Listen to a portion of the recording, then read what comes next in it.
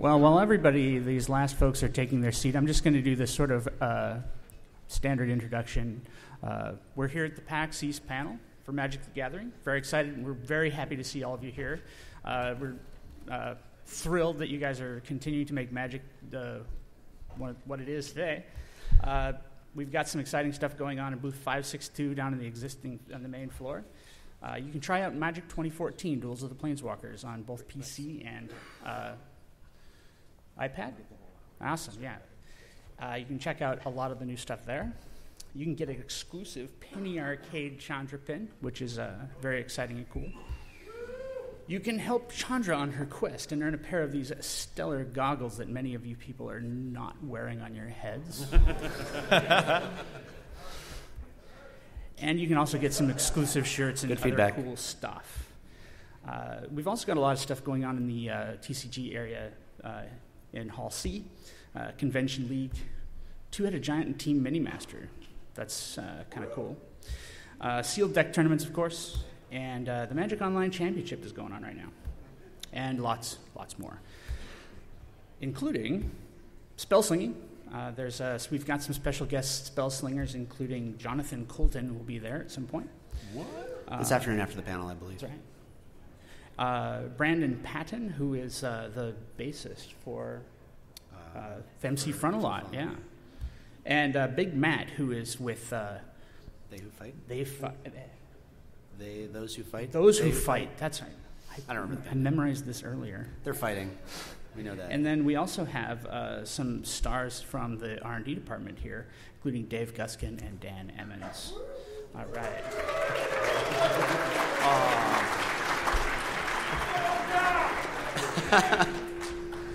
We also have an artist signing stuff. Her name is Winona Nelson, and she's done some of the new Chandra art that you'll be seeing soon. All that's going on in Hall C as well. I want to talk a little bit about Duels of the Planeswalkers 2014. It's all about Chandra and her tracking down a manipulative and dangerous Planeswalker foe. It's now going to be available for the Android tablet, which is a first for Duels.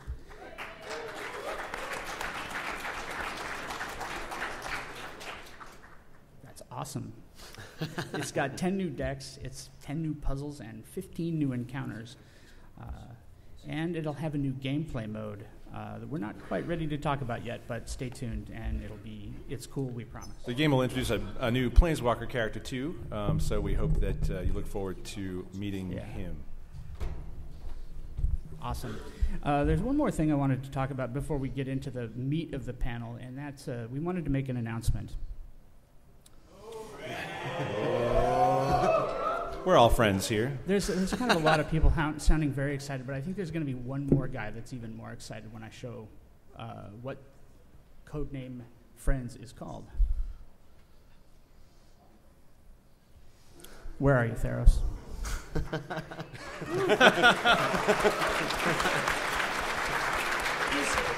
He's our technical wizard here at the panel.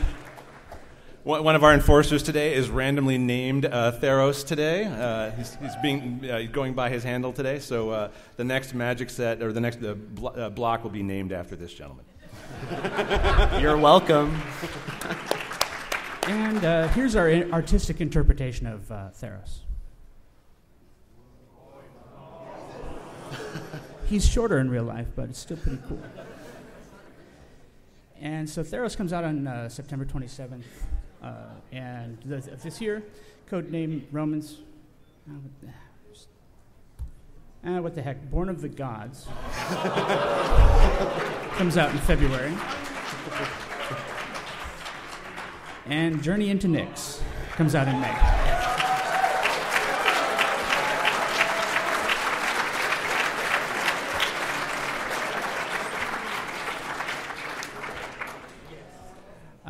All right, let's introduce the panel. We've got Brady Dommermuth here. We wanted to get the set names out to you guys. We wanted to tell you all the set names of the next block, but that's all we're going to say about Theros block today.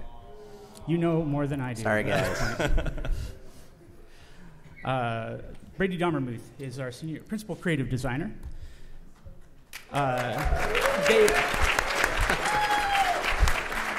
Dave Guskin is our experienced designer. Hello. Scott Larabee is the manager of OP programs. And I'm Adam Colby, the brand schlub.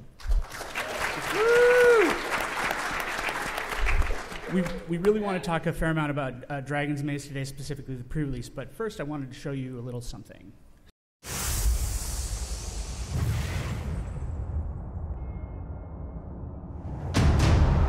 Guilds of Ravnica.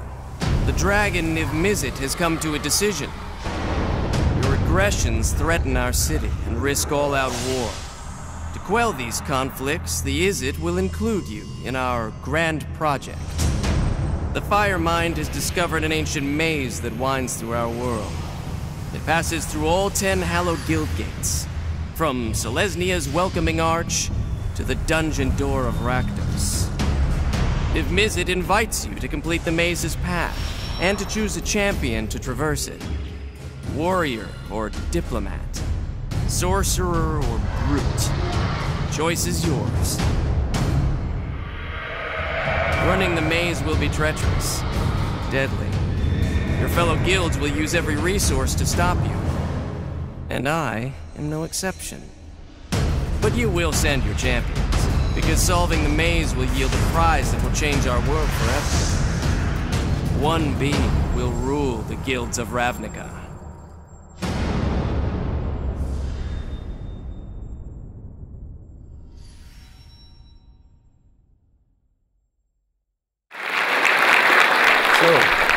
The Dragon's Maze refers to a maze that wasn't made by the Dragon of Mizzet, but that he feels belongs to him. There's another force trying to figure out the maze, and you probably recognize that cloak. It's Jace Beleren trying to figure out the route for himself. My coworker Doug Beyer has written an excellent novella that's being sold in 3 parts. It's called The Secretist. We really encourage you to check it out. I'm going to be talking a little bit less about story today than I typically do because I really want you to read The Secretist and tell me what you think. There's a bunch more information about the maze and who created it and why and how it will be run, and that information is contained in The Secretist. For now, Jace is trying to figure out how to keep the peace on Ravnica. He sees that the guilds are going to destroy each other if they're allowed to run rampant. Meanwhile, Niv-Mizzet himself is getting more and more involved. He's trying to keep his guild mages set on his project, but he sees the writing on the wall as well. As you heard in that video, Niv-Mizzet begins to see that unless he comes clean about what he's doing, the guilds are going to break out into all-out war. So he decides that he has to do something. He sends a herald, one of his own guild mages, who also happens to be a planeswalker, to make an announcement saying, all right, we'll let you in on things.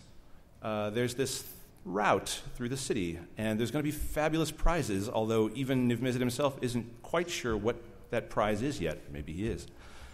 So go ahead, everyone, all the guilds, appoint your champion. Let's see who can win this thing. Now, the Izzet are, of course, pretty confident that they'll win. They've got an enormous head start. And with that, I'm going to start talking about which beings the guilds choose as their champions. First up, we have the Izzet themselves. The Izzet, as the Izzet would, create a being specifically designed for maze running.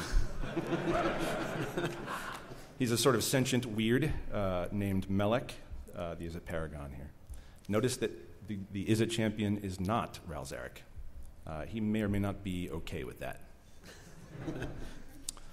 The Rakdos send their blood witch Exava, who intends to cut her way through all 10 guild gates, gleefully doing so. The Golgari send, what else? A troll, because no matter how many times Varls gets cut down, he'll just regrow, and each time with more back mushrooms.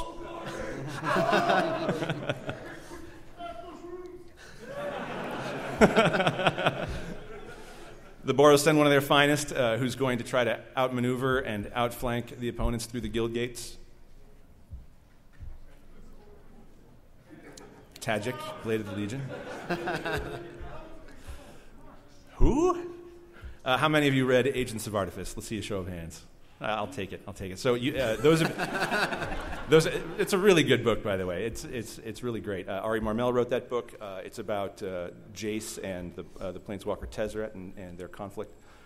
When Jace gets in trouble in Agents of Artifice, he goes to a Celestia healer named Amara Tandris. So storyline fans will know her, and Jace has a vested interest in making sure that she becomes the Conclave's Maze Runner. And you can find out why and more in The Secretist. Vorel Maga of the Hull Clade, the Simic Combine is organized by Clade, by function, and Vorel Maga is the head of one of the more avant-garde Clades, let's say. He believes that he can adapt his way through the 10 guild gates. One of the most famous arresters of the Azorius Senate, Lavinia of the 10th, who has supposedly never lost her quarry, will legislate her way through the... She'll just legislate... She will. She'll make enough rules that no one else will be able to pass through the guild gates but her. Another character from The Secretist, Mirko Vosk, the House Dimir has appointed this psychic vampire as their maze runner. You would think that the ability to fly would help you, but you kind of have to stick to the route, and the route is on the ground, mostly. So Mirko is going to get his information from the route partially, or he's going to attempt to get his information on the route partially from the mind of Jace Beleriand himself. Here's a familiar name.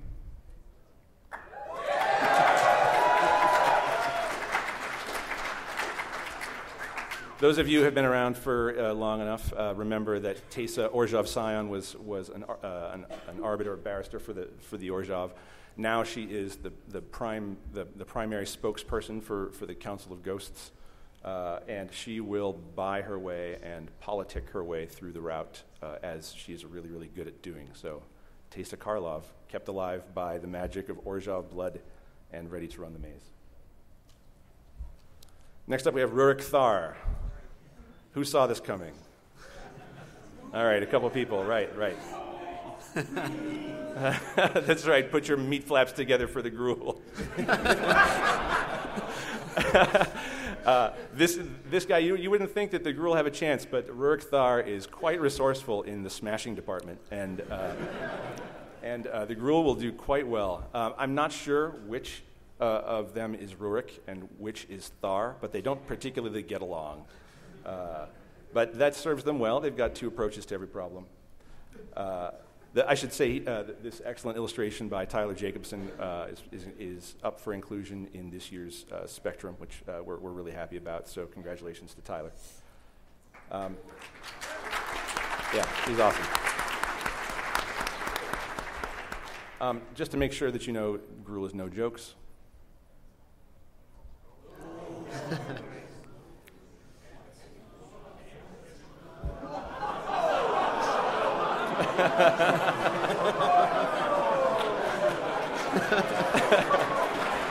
Punch.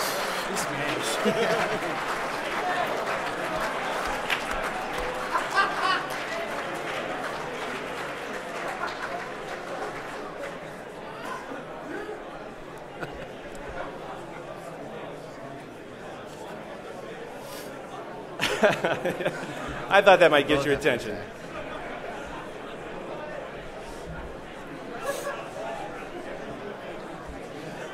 All right, order. Lavinia says order. What? All right. Next. Order! Thank you, Azorius. So next Or up, I wanted am to I? show you something new for Dragon's Maze. You can probably guess that the guild gates have an incredible amount of importance in this set, both for mechanical reasons, because we want to make sure that you have the mana that you need to play the decks that you want to play, and also for flavor reasons. The route of the implicit maze passes through all 10 guild gates. And we wanted to make the guild gates special. All 10 will be included in Dragon's Maze. And we didn't want to just give you the same cards over again, so we've done them all with brand new illustrations, and I want to show those to you today.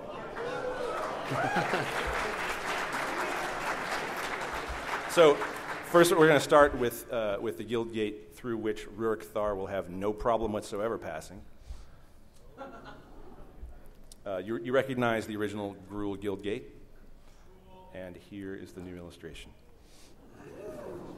So the approach here is we wanted, you've seen the guild gates close up. We wanted to sort of pan out and show you what the environment around the guildgate looks like. So in each case, we got the same illustrator to redo the guildgate with a wider perspective so that you can see the area. You get more of a sense of Ravnica. You can see the area around it. Here's the original Boros guildgate and the new one.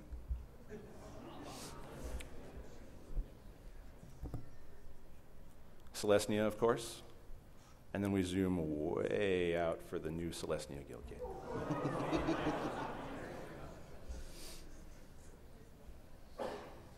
I believe this whole idea was from Jeremy Jarvis, the senior art director for Magic. I thought it was a great idea. Jeremy does an excellent job with the illustrations.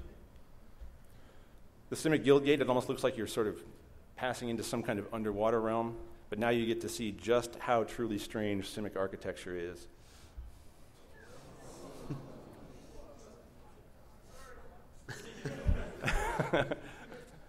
Next up, you see the highly functional Azorius Guildgate. Very restrictive, probably admits only one person at a time. I have no idea how Rurik Thar is going to fit through here. And the larger Azorius Spire Zone. Orzhov, of course. And the Orzhov Cathedral District. I don't even know what this gate is. It doesn't have any markings. Does anybody know what this is? All of you who said Dimir, you're clearly not Dimir. All right, so this is the Dimir Guildgate, of course, an unmarked area of the Undercity, and now you get to see a swath of that Undercity. This one's a little less mysterious. Niv Mizzet's vanity shows in this Guildgate. And then you see the broader area with some kind of crazy lightning tower in the background for no reason. I think I'll build a lightning tower. The Rakdos Guildgate, not one of the easier Guildgates to pass through. It looks like it might be a little burny on the feet. And you also find out now that it's kind of a little burny everywhere.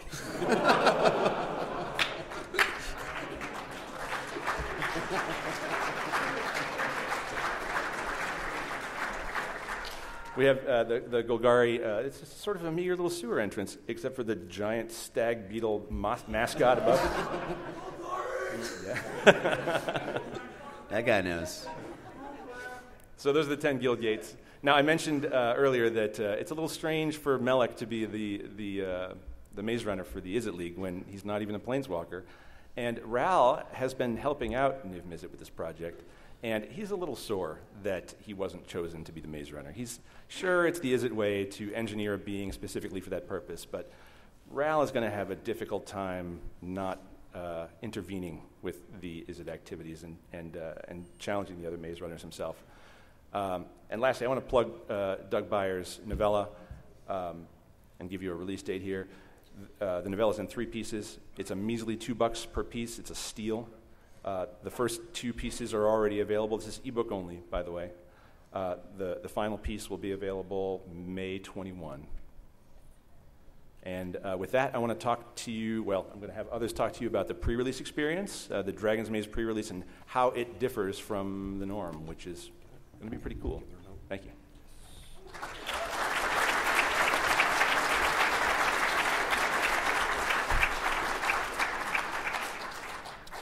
All right, so hi guys.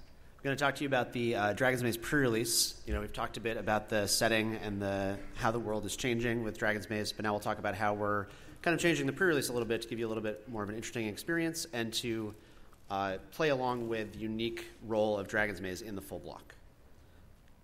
So at Dragon's Maze pre-release, as with the rest of the time, now you can choose from all 10 guilds. So instead of just choosing from 5 or 5 in Return Ravnica and Gatecrash, now you can choose from any of the 10 guilds, and then you will receive a guild booster inside your materials that correspond to that guild.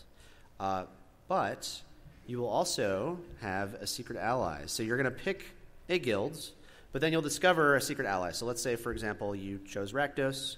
Well, then you would get a guild from the other set that corresponds to one of the guilds that shares a color with the one you already chose. So in that way, you're getting 2 guilds that overlap, which allow you to play 3 colors. And really, Dragon's Maze is designed for 3-color play. It's not a 3-color set, but we are setting it up so that, unlike with Return of Ravnica and Gatecrash, where you might kind of stick with one guild, now we're encouraging you, hey, it's okay.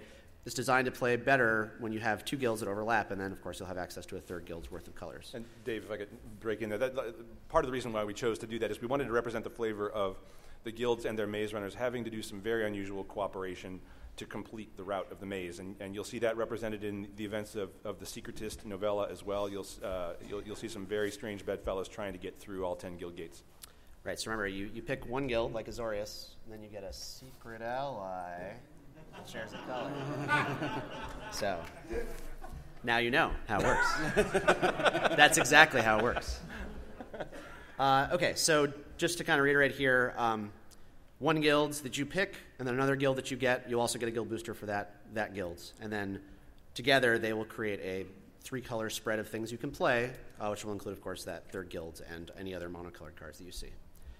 So that's how the experience is going to work. Dragon's Maze is designed to work that way. Hopefully you'll have a lot of fun there. And then Scott's going to talk about the way we're running the activities surrounding that gameplay experience. Thanks.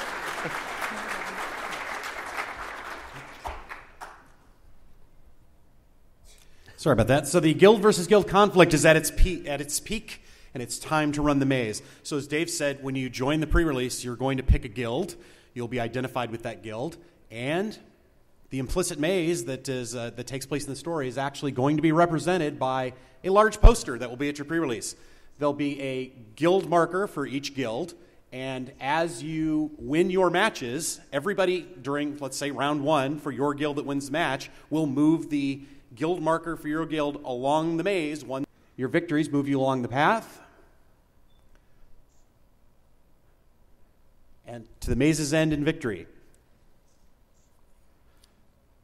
So, promo cards, gift prizes for the pre-release. Everybody will receive a foil promo card, which is Maze's End. Oh, you know, it's a complex maze. It's a complex maze. It's hard to run.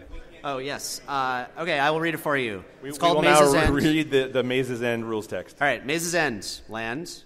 Maze's End enters the battlefield tapped. Tap, add 1 to your mana pool. And then it has 3 tap. Return Maze's End to its owner's hand. : so that's all part of the activation of the ability. Search your library for a gate card. Put it onto the battlefield. Then shuffle your library. Then, if you control 10 or more gates with different names, you win the game. So, you know, that's pretty good, I guess. Have we mentioned that the gates are a thing? Now, if you attend the pre-release and you participate in the implicit maze activity that we're doing, we're also going to give you an alternate art planes foil. And as Brady told me earlier, the art is actually the key art of Ral Zarek looking over the city with just Ral Zarek removed. It's a nice piece. Yeah, you can Photoshop yourself in there and Ral Zarek. Yeah. Special achievements. So for doing things during the pre-release, we have special achievements. One is the Maze Runner. Maybe. There we go. If your guild completes the maze on the map by the end of the tournament that takes place in your store, you will receive the Maze Runner achievement.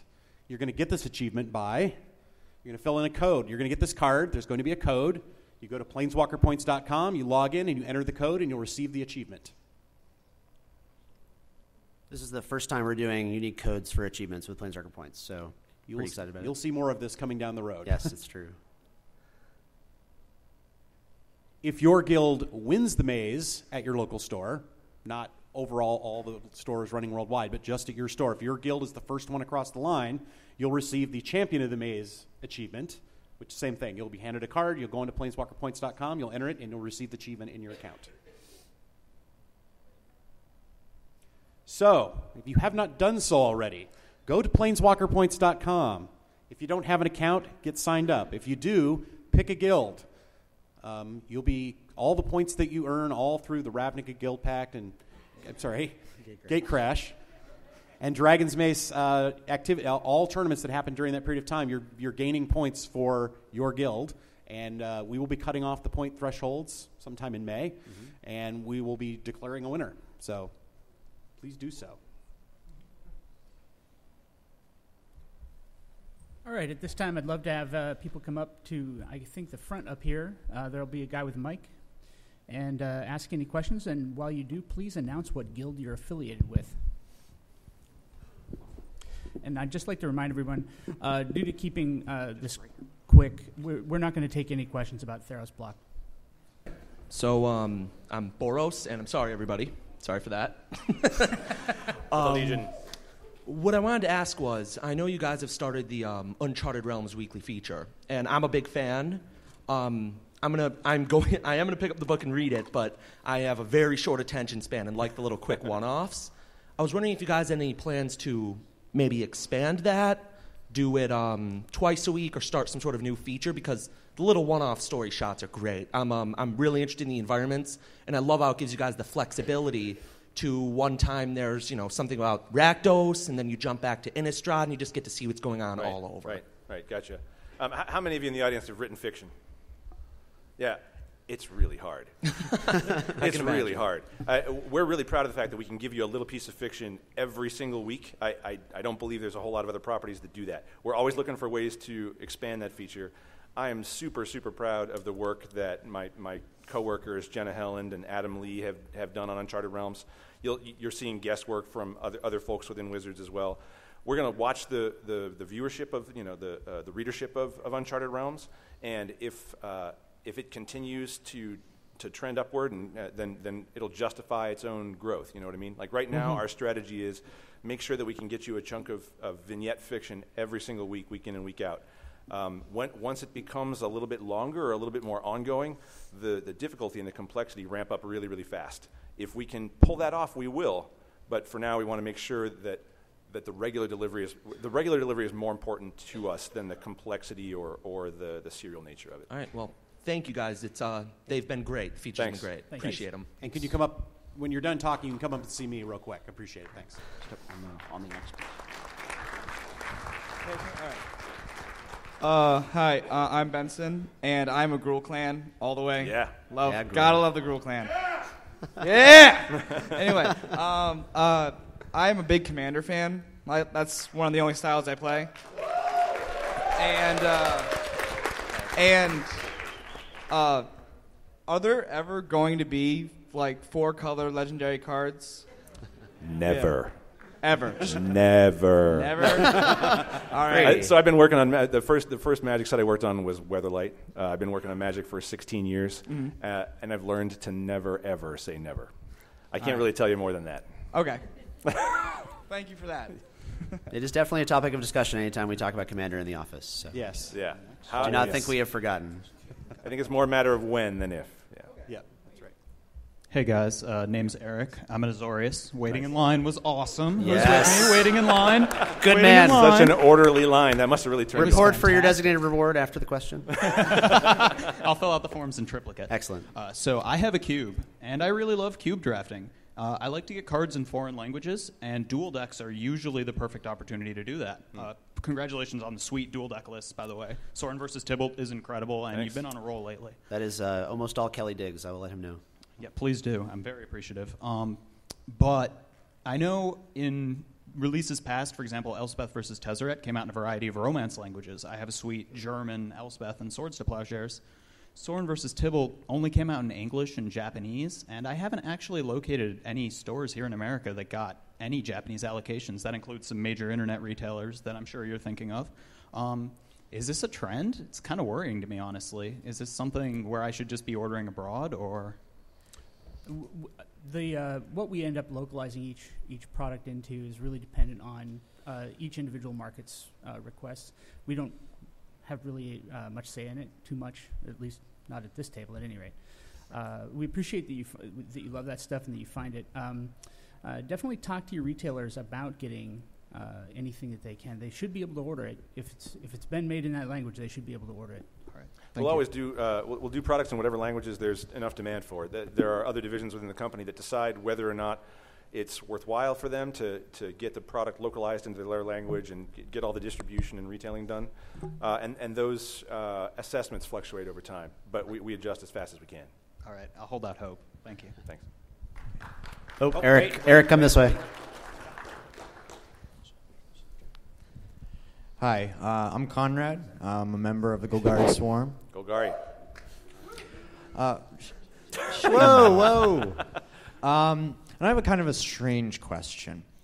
If you could pick a card or a general concept from all of Magic's history to include in Alpha Block that kind of inspired, if you were to go back in time and bring it back to Alpha Block to inspire the evolution of Magic, what card or concept would you put in?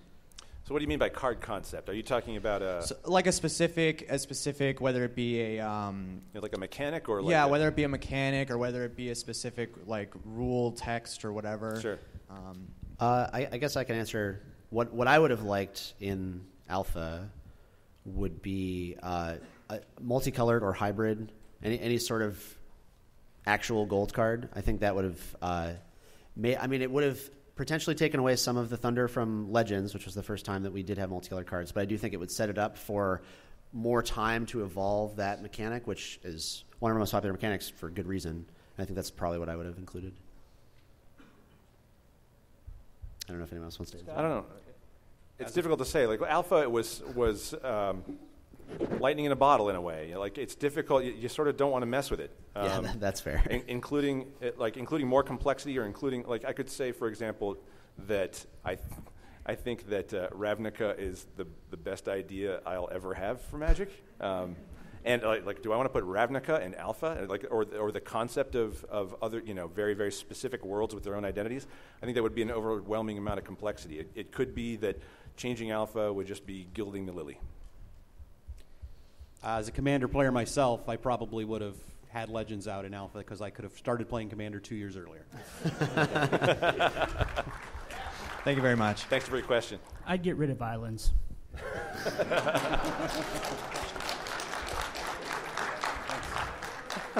Hi there, my name's Gene. I'm Boros. I'm not sorry, unlike the first guy. So I love Limited. I like it a lot. It's something I do all the time. I actually buy booster boxes, and instead of just cracking them, I play Limited with friends. We do like Sealed or something like that. And I want to get into Modern, and I'm really excited about Modern Masters, but everyone, I talk to stores, and they're like, we really don't know how many we're getting. So I'm worried that there might not be, enough product out there. I know you guys are worried about, just how this different thing's going to be and want to limit the quantity on, having, Chronicles over again. But is it going to actually be possible to draft at stores, do you think? No, I believe it is going to be a small run. It's going to be, we're finding that knife edge balance between too much and not enough.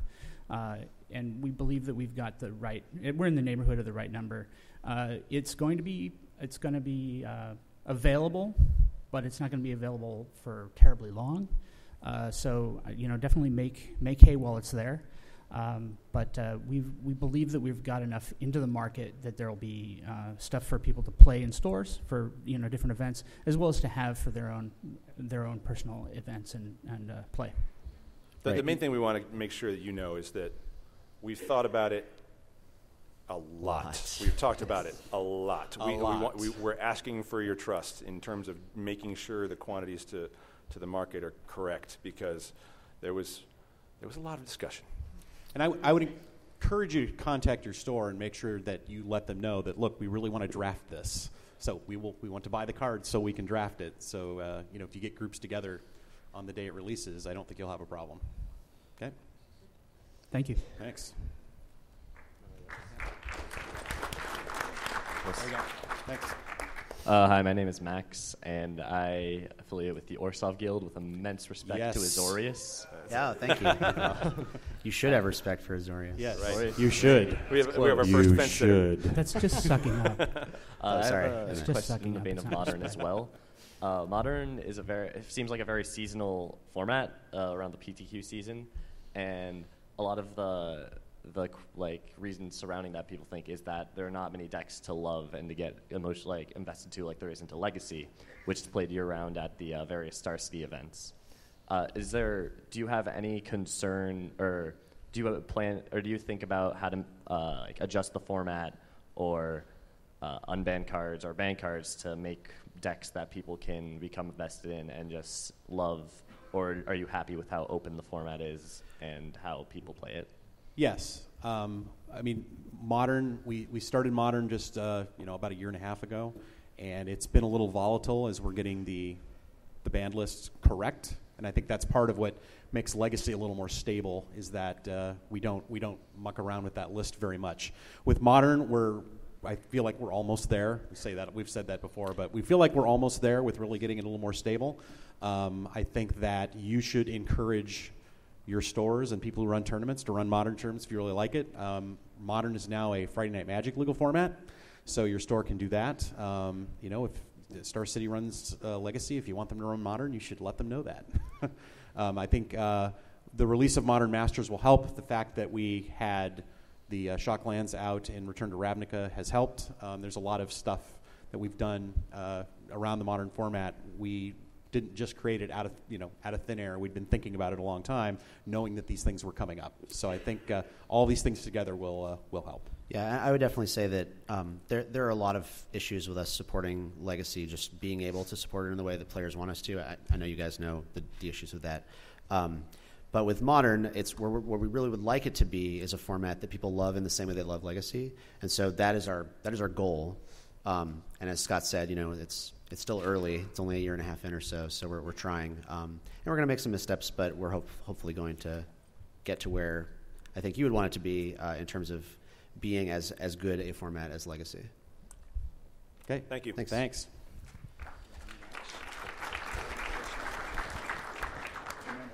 Hey, how's it going? My name is Lance. I'm a Simic player. Yeah, Simic love. Kick. Well, that dirty Gruul guy earlier stole my question about legendary Nephilim. So I'm just going to go ahead and ask.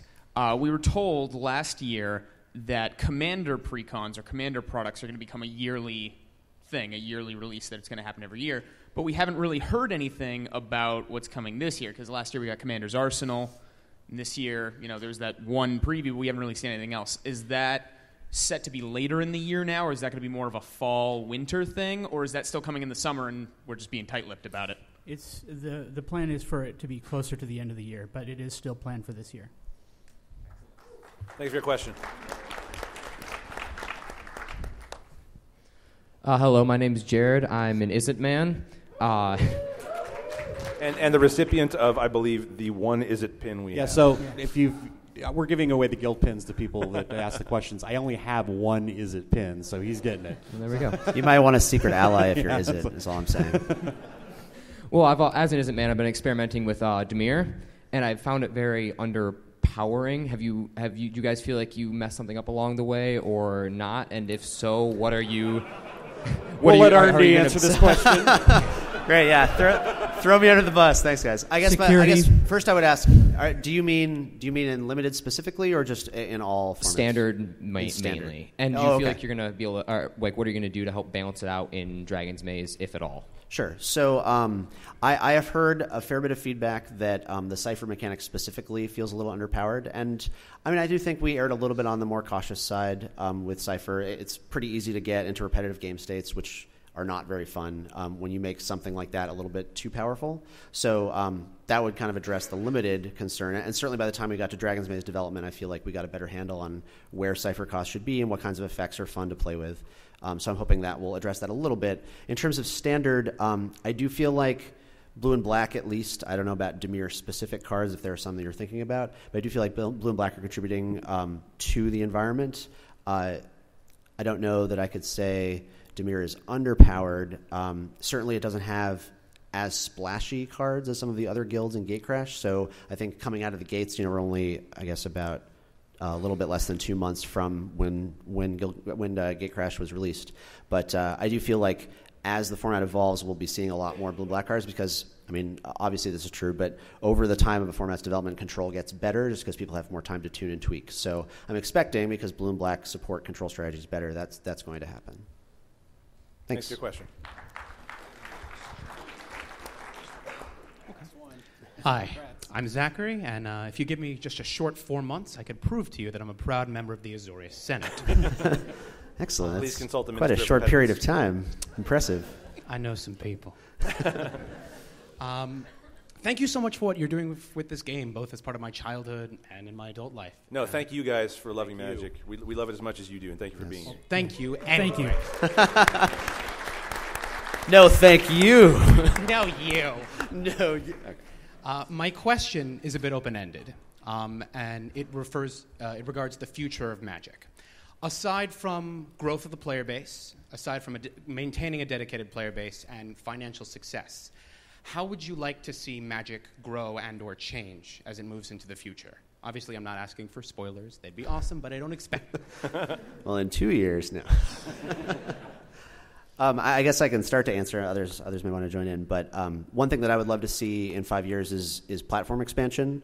One thing that I think we're missing as a brand at just being able to play Magic wherever you are, whatever you have with you, our single-player experiences. I mean, Duels is great, and I think it's doing a lot of good work for our game. But certainly other single-player experiences, or even just something that you can do on mobile that's game-like, I think would really help Magic. And then a lot of that just speaks to broader awareness. I feel like we're poised on the edge of being able to make Magic into the kind of brand awareness that, for example, Dungeons & Dragons has, just being like everyone knows what that is. And I feel like we're close to that. And Magic has some issues with accessibility, which we've been addressing. And I think any sort of game adjunct thing that we can do that helps that accessibility and therefore awareness would be great. So that's what I'm hoping for in the next few years. I agree with that. I mean, I think it's about ubiquity. It's about being everywhere we can be. And ease of trial, meaning if you are living in the middle of nowhere and you don't have any Magic playing friends, how is it that you fall in love with this game? Like all of us have had Magic grab our brains and go through that phase where you're like building decks in your sleep and you just can't stop. But if we also know that 9 out of 10 or 8 out of 10 or 9 out of 10 Magic players learn to play when they're taught by a friend. So in the absence of somebody who knows how to play Magic and who wants you to play, how do you start? That's what we think about a lot. Thanks for your question. Thank you very much. That's awesome. Hi, my name is Mike, and I'm a proud savage of the Gruul clans. Excellent. I heavily play Commander, and I was looking at some of the legendary creatures that you've been recently printing and noticing that a lot of them seemed more designed for the Commander format, and fewer of them feel designed for like standard modern play. Like you see a lot of Thalias in Standard when that was a thing, but I've never seen a Thalia EDH deck.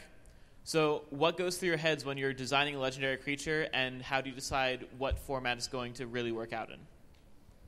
That's a good question. question. It's funny you should ask that question. We've been talking about that recently. Like when we introduced Planeswalker characters in Planeswalker cards with Lorwyn, the role of legendary creatures changed a little bit in relation to the new presence of Planeswalkers. Some legendary creatures are for flavor and story purposes, obviously. Some are for fill a mechanical need.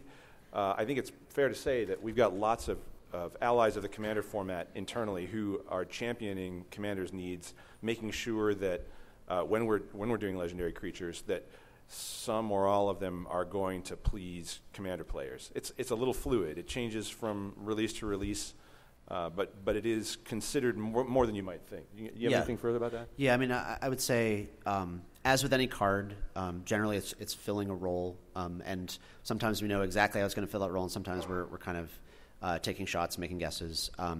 For any legendary creature, it obviously has applications in the Commander format, so that is always part of the discussion. Like, is this something that we think we should encourage Commander play, and in what ways would a person want to make a deck around it? For some cards, it's not as important that we think about that because they are filling a strong role elsewhere. For example, like Thalia, you're saying, that is quite a player in Standard, and that was its role to play. But I think even in those cases, after the advent of the Commander format, we are considering any legendary creature to be a potential Commander, and therefore something we will discuss when we're doing design and development. Thanks. We've got about 15 minutes left. They're going to let us go over a little bit because we got started a little late. So try to speed things along. Hello, my name is Bears. Hi from Reddit. My question is on the lack of pyroclasm in Standard right now. Do you think it's important to have that safety valve, or is that just a thing that kind of comes and goes as the format dictates? Yeah, so that's a great question. So we do often think about safety valves, like, hey, if something is too strong, do we have something present that a person could turn to as an answer? Pyroclasm certainly falls into that bucket. But there's an ebb and flow to formats. Certainly, Pyroclasm is part of that ebb and flow where, for example, we were like, hey, we want to make sure that you can have some really cool gold aggressive creatures, like the 1-drop hybrid creatures or even two mana small creatures. And Pyroclasm is really oppressive to that sort of strategy. So we decided, okay, for the health of this format, just to try something new for a little while, Pyroclasm out, and then some less efficient versions will be in. And then, of course, that will change over time, and then we'll go back and forth. So yes, it is mostly an ebb and flow thing, but it's true that that basically that we do want safety valves in most formats, and that would fall into that category. Thanks. Thank you. What's your guild? Thank you for your question. Thanks. Hi. My name's Thomas. I've been playing Magic since 6th edition. Proud member of the Simic Combine, as you can see. Simic. Excellent.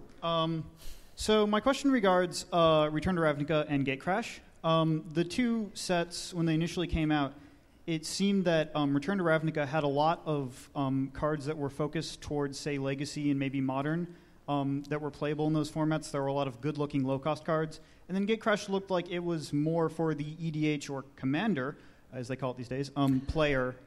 Do you specifically develop these sets with, saying like, okay, Return is going to have more Legacy playable, and then Gatecrash is going to be more of a Commander set, or does that just kind of happen based on what design? Sure, no, that's a good question. I wouldn't say we are engineering it per se. It is true that we are usually on the lookout for, hey, is there a gap that we're not filling that gap right now? For example, hey, we've noticed that we're not contributing that many cards to Legacy recently. Is there a way we can adjust our designs to help that? Or, hey, we haven't done enough cards for Commander or more casual constructed players.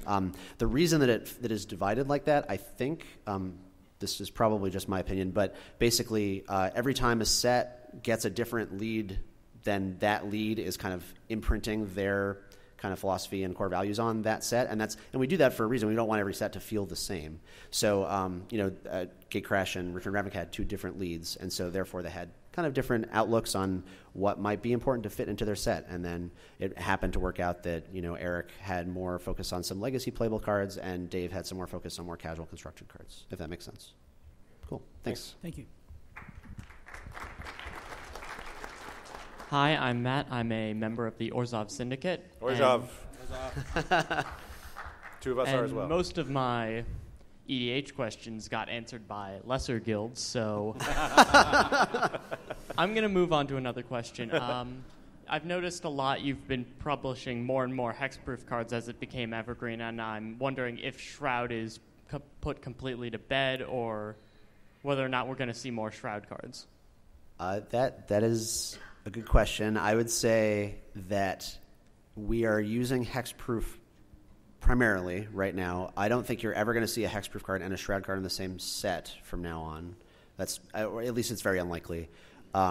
Whether we go back to Shroud, I think, would depend on a lot of other factors, like what would Shroud be doing for us that hexproof is not doing kind of in a better way.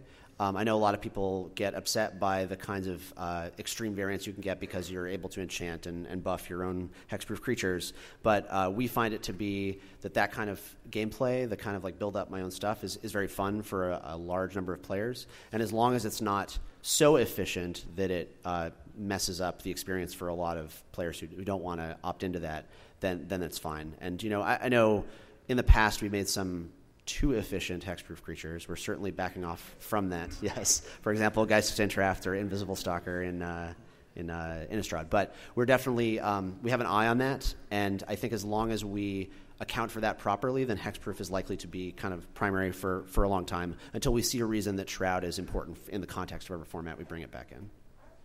Yep. Thank you. Hello.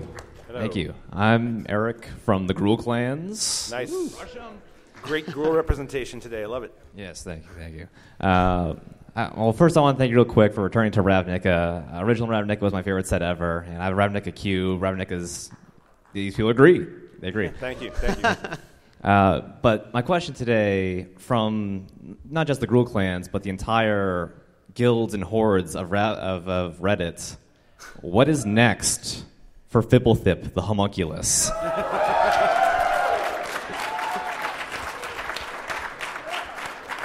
Brady.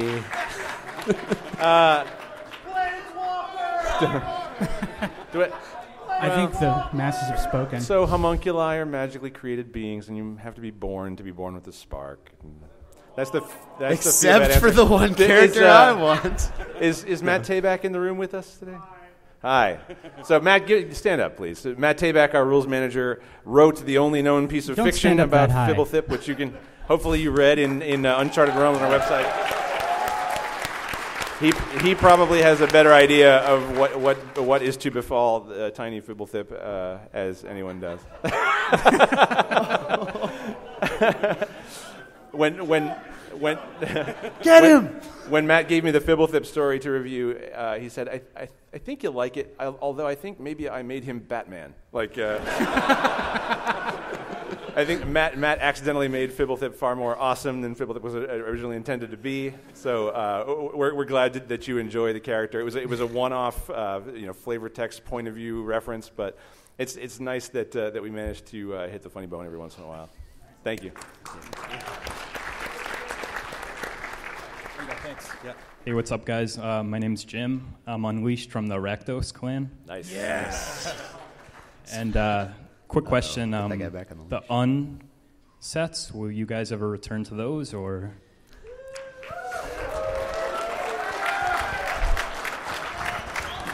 Ever is an awfully long time. Ever is a long time.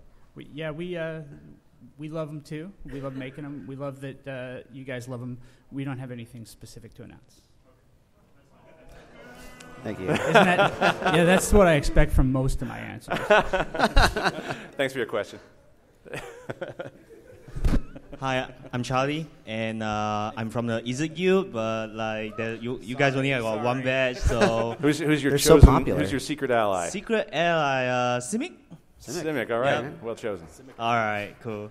My question is regarding because I read online recently about possibility that Wizards of the Coast might be doing some kind of interaction between the card game and MTGO in terms of what do you call that? Redemption from the card code on cards and whatnot. Like even on Star City, the Evan said you can redeem Everseen Pilgrim for now or something of that sort from the card online. Do you guys think that's gonna be more in tune, or more of such things will be happening in the future? So more people will be intertwined between both games, because I love Magic the Gathering, but I find it a really high hurdle to play both at the same time. It's more often not than you either play one or the other. So yeah, that's my question. Sure. So it is true that Magic Online just released a new update that has this code redemption in it. I believe that code redemption is set up so that you get a code and then you get an object on Magic Online. I don't believe it's do things on Magic Online and then get paper cards. I don't think that's the way it works. So in terms of interaction between the two, but it is true that we're trying constantly to improve Magic Online. That's a huge goal for our company, to kind of make it more accessible, make it a better user experience. And I believe as that happens and it becomes kind of an easier way to play for more people, then we'll be trying to find more ways to encourage people to play where they believe it is convenient. I know it can be a burden to, for example, maintain 2 collections, but there's also the accessibility of being able to get a game whenever you need to, even if you're on your own. So I don't think we're going to have any sort of huge overlap where you need to be able to play both anytime in the near future. But definitely we're going to be encouraging more interrelationships between the two, I guess I would say. Thank you. Thanks. Yeah, hi, I'm gateless. Damn it. You can both be gateless. Okay, so last year, for the last block, for last year in Avacyn Restored, you guys kind of hyped up Wolfear and Revenants and Gryphs, and then those didn't happen at all outside of 2 cards in the actual set. And then you hyped up Merfolk to be in Return to Ravnica, and there were like 3 of those out of 250 cards. Right. Should I just expect there to not be anything regarding the Gateless and Dragon's Maze, so I don't get all hyped? Well, yeah, it's a tough process. Like when we do the world guide development, we build these huge world guides that go out to all the writers and all the illustrators that describe the setting. And we don't know what the card set is going to look like exactly when we do that. So we're meeting needs that the cards might not have, right? We intentionally overshoot and create a bunch of world detail, hoping that it'll be used, but not being able to guarantee that it'll be used.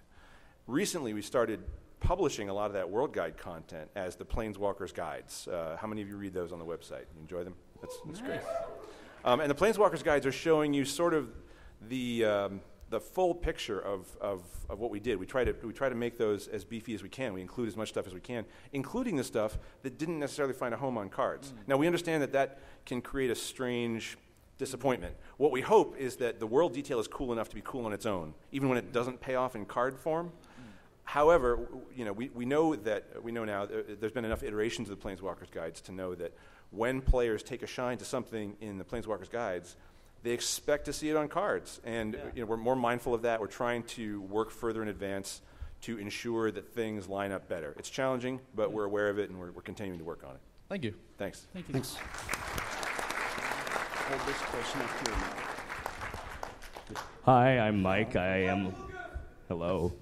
I'm also gateless. My question is, where did the Phyrexian language go, and why have we seen nothing with it yet? Why would you pay thousands of dollars to create it and go nowhere? So the Phyrexian, we wanted to make sure that the Phyrexian language had its own syntax and grammar. What it doesn't have, a whole lot of anyway, is a vocabulary, if that makes sense. The vocabulary costs extra, turns out. Classic Orzhov we wanted to show, we had a cool idea for showing what Phyrexian writing, Phyrexian etching looked like for the purposes of the videos that we created for the Scars of Mirrodin block. It is super cool and also super niche to develop a non-existent language and count on people like getting into it. We still have the bones of that language. Those documents still live on my machine and elsewhere. And if and when we see Phyrexia again, we'll see that language employed. When will that be? Can't say. Thanks. I just wanted to add. That's Adam Colby speaking Phyrexian, ladies and gentlemen. There's no gateless. But Don't tell him what I said. All right. Me Tanner, me Gruel. Gruel smash. Correct. Anyway, my question is, when Gatecrash was being spoiled, there were a lot of like really big Gruel things like Rage Beast or even Borborygmos himself, but we never saw any like really good ramp to actually have any of that stuff be playable. And so my question is, will we see any good ramp in Dragon's Maze or anything that will allow us to employ those sorts of things?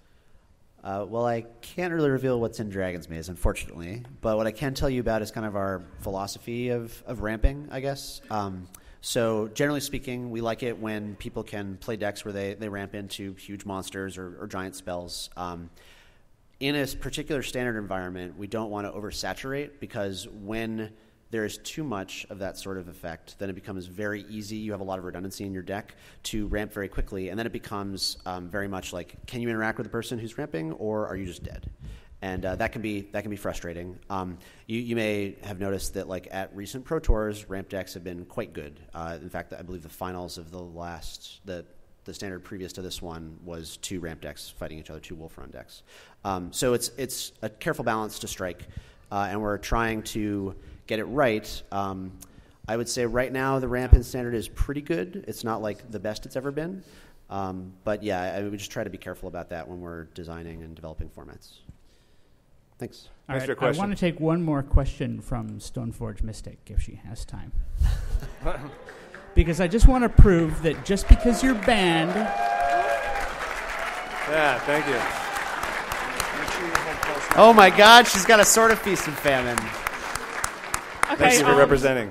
My question was that in Return to Ravnica, we saw a bunch of the cycles, like the 1-drop uncommons, the Judge's Familiar, Dryad Militant. Mm-hmm. Is there any chance that might get finished in Dragon's Maze, or? You're saying like make it into a cycle of all 10 guilds? Yeah, because I'm from Boros and we don't get any. So. Sure, I understand. So in a set, there will often be cycles that we don't necessarily pay off on in other parts of that same block. It's true with Return to Ravnica and Gatecrash. Both have cycles that the other set don't. I can't comment on what's in Dragon's Maze, but I do want to say be cautious that we don't always fill those desires, and I apologize if that was one that we do not for you.